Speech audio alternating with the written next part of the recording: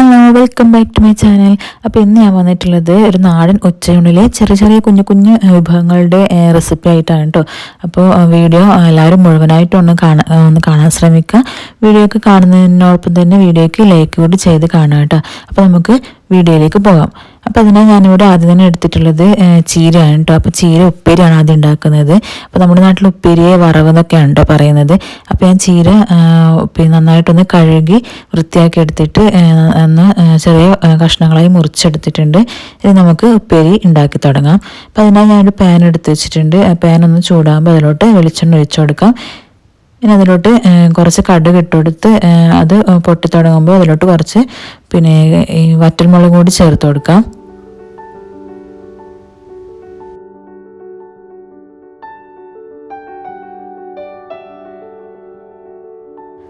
ഇനി ഇതിലോട്ട് അരിഞ്ഞു വെച്ച ചീര കൂടി ചേർത്ത് കൊടുത്തിട്ട് ആവശ്യത്തിന് ഉപ്പും കൂടി ചേർത്ത് കൊടുത്ത് ഒന്ന് ഇളക്കി കൊടുത്തിട്ട് അടച്ചു വെച്ച് വേവിച്ചെടുക്കാം.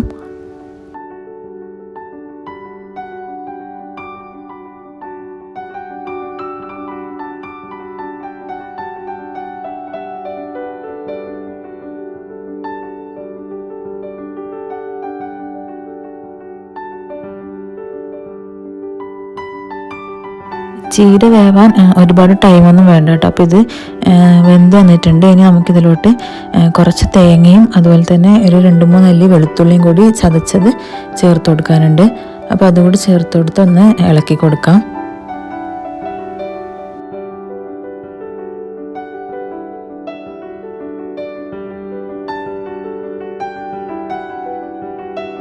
അപ്പോൾ ഇതിൽ കുറച്ച് വെള്ളം ഒന്ന് വറ്റി വരാനുണ്ട്. അപ്പോൾ ആ വെള്ളമൊക്കെ ഒന്ന് വറ്റി വന്നതിന് ശേഷം തീ ഓഫ് ചെയ്യാം. അപ്പോൾ നമ്മുടെ ചീരക്കറിയും ഇവിടെ റെഡി ആയിട്ട് കിട്ടിയിട്ടുണ്ട്.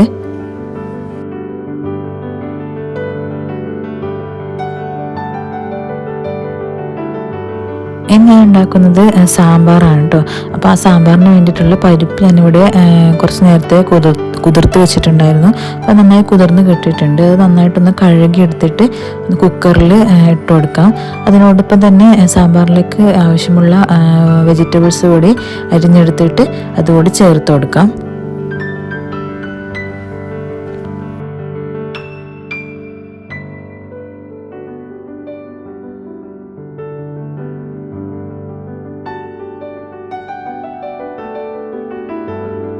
ഇനി ഇത് വേവാൻ ആവശ്യമുള്ള വെള്ളം കൂടി ഇതിലേക്ക് ഒഴിച്ചു കൊടുക്കാം.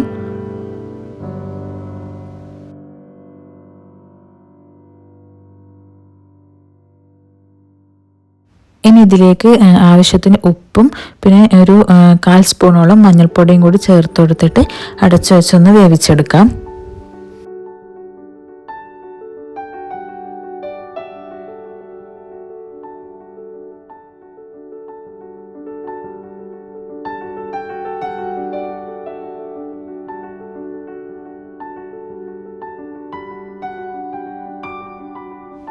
ഇനി സാമ്പാറിലേക്ക് ആവശ്യമുള്ള അരപ്പ് റെഡിയാക്കി എടുക്കാം. അതിനായി ഞാനിവിടെ ഒരു 4 ടേബിൾ സ്പൂണോളം തേങ്ങ എടുത്തിട്ടുണ്ട്. അതൊന്ന് ചെറുതായിട്ടൊന്ന് ചൂടാക്കി എടുക്കണം. ഒരുപാട് ഒരുപാട് ബ്രൗൺ കളറാക്കി എടുക്കേണ്ട ആവശ്യമില്ല. കുറച്ചൊന്ന് ചൂടാക്കി എടുത്താൽ മതി കേട്ടോ. ഇനി അതിലോട്ട് ഒരു അല്ലി വെളുത്തുള്ളിയും അതുപോലെ ഒരു കുറച്ച് ജീരകം കൂടി ചേർത്ത് കൊടുത്തിട്ട് ഇളക്കി കൊടുക്കാം. പിന്നെ ഞാൻ ഇതിൻ്റെ കൂടെ 1/2 സ്പൂൺ മുളക് പൊടിയും 1/2 സ്പൂൺ മല്ലിപ്പൊടിയും കൂടി ഇട്ട് കൊടുത്തിട്ടുണ്ട് കേട്ടോ തേങ്ങ ചൂടാക്കുമ്പോൾ. അപ്പോൾ അതിൻ്റെ വീട് എനിക്ക് സ്കിപ്പായിപ്പോയി. അപ്പോൾ ഇത്രയും മതി. ഇനി ഇത് ഒന്ന് ചൂടാറിയതിന് ശേഷം നന്നായിട്ടൊന്ന് അരച്ചെടുക്കാം. ഇനി ഈ അരപ്പ് നമുക്ക് വേവിച്ച് വെച്ച കഷ്ണത്തിലോട്ട് ഇട്ട് കൊടുത്തിട്ട് നന്നായിട്ടൊന്ന് തിളപ്പിച്ചെടുക്കണം. ആവശ്യത്തിന് വെള്ളം കൂടി ഒഴിച്ചെടുത്തിട്ട് കുറച്ച് കറിവേപ്പില കൂടി ഇട്ട് കൊടുത്തത് നന്നായിട്ടൊന്ന് തിളപ്പിച്ചെടുക്കാം. സാമ്പാർ നന്നായി തിളച്ച് വന്നിട്ടുണ്ട്. ഇനി ഇതിലോട്ട് സാമ്പാർ പൊടി ചേർത്ത് കൊടുക്കാം. ഇതിന് കുറച്ച് ഒന്ന് കുറുക്കിയെടുക്കാം. അപ്പോൾ സാമ്പാർ ഇവിടെ റെഡി ആയിട്ടുണ്ട് കേട്ടോ. നമുക്കിതിലോട്ട് കടുക് വറുത്തിടാനുണ്ട്. ഇപ്പോൾ ഒരു പാനിലോട്ട് എണ്ണ ഒഴിച്ചു കൊടുത്തു. കടുകും ഇട്ട് കൊടുത്തു. നന്നായി പൊട്ടി തുടങ്ങുമ്പോൾ അത് നമുക്ക് സാമ്പാറിലോട്ട് ഒഴിച്ചു കൊടുക്കാം. അപ്പോൾ നമ്മുടെ സാമ്പാറും ഇവിടെ റെഡി ആയി കിട്ടിയിട്ടുണ്ട്.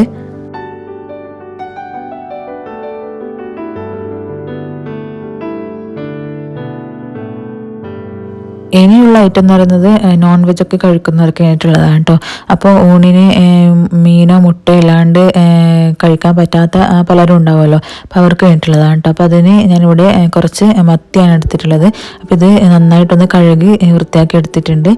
ഇതിലോട്ട് കുറച്ച് ഉപ്പും മുളക് പൊടിയും മഞ്ഞൾപ്പൊടി ഇട്ട് ഒന്ന് പിന്നെ മിക്സ് ചെയ്തെടുക്കാം.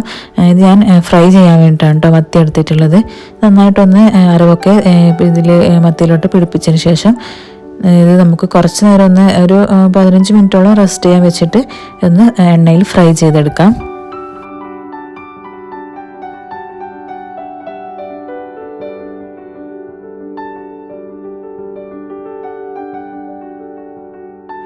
മത്തി ഫ്രൈ ചെയ്യാനായിട്ട് പാൻ എടുത്തിട്ടുണ്ട്.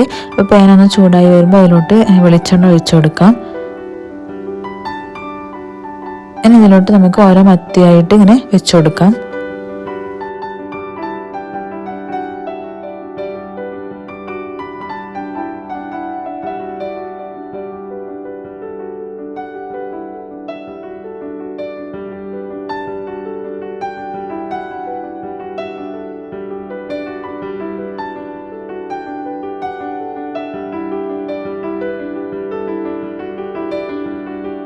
ഒരു സൈഡ് മുരിഞ്ഞു വന്നിട്ടുണ്ട്. നമുക്ക് ഇതൊന്ന് മറിച്ചിട്ട് അടുത്ത സൈഡ് കൂടി വേവിച്ചെടുക്കാം.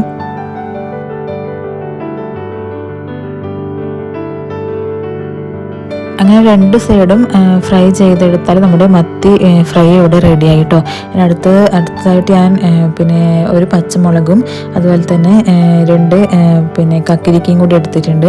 ഇത് ഞാൻ പിന്നെ കച്ചമ്പർ അല്ലെങ്കിൽ പിന്നെ പെരക്ക് എന്നൊക്കെ പറയില്ലേ, അതുണ്ടാക്കാൻ വേണ്ടി എടുത്തതാണ് കേട്ടോ. അപ്പോൾ അതിനായി കക്കിരിക്ക ചെറിയ കഷ്ണങ്ങളായിട്ട് മുറിച്ചെടുത്തിട്ടുണ്ട്. ഇനി നമുക്കിതിൻ്റെ അരപ്പ് റെഡിയാക്കണം. അതിനായിട്ട് ഞാൻ ഒരു മിക്സിയുടെ ജാറിലേക്ക് പുളിക്ക് ആവശ്യമുള്ള തൈര് ചേർത്തെടുത്തിട്ടുണ്ട്. അതുപോലെ തന്നെ കുറച്ച് തേങ്ങയും. അപ്പോൾ ഞാനിവിടെ ചെറിയ ക്വാണ്ടിറ്റിയിൽ ഉണ്ടാക്കുന്നതുകൊണ്ട് എല്ലാം കുറച്ചാണ് കേട്ടോ എടുത്തിട്ടുള്ളത്.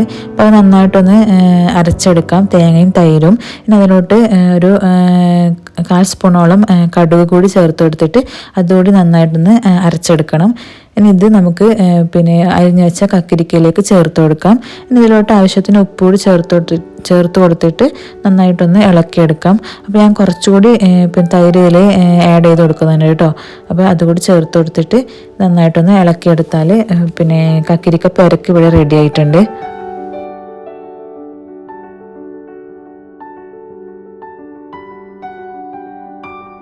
അപ്പോൾ കറികളൊക്കെ റെഡി ആയിട്ടുണ്ട്. പിന്നെ ഫൈനലി നമ്മുടെ ചോറും കൂടി ഇവിടെ റെഡി ആയിട്ടുണ്ട്. അപ്പോൾ ചോറ് ഞാൻ വെള്ളത്തിൽ നിന്ന് ഊറ്റി മാറ്റുകയാണ് കേട്ടോ.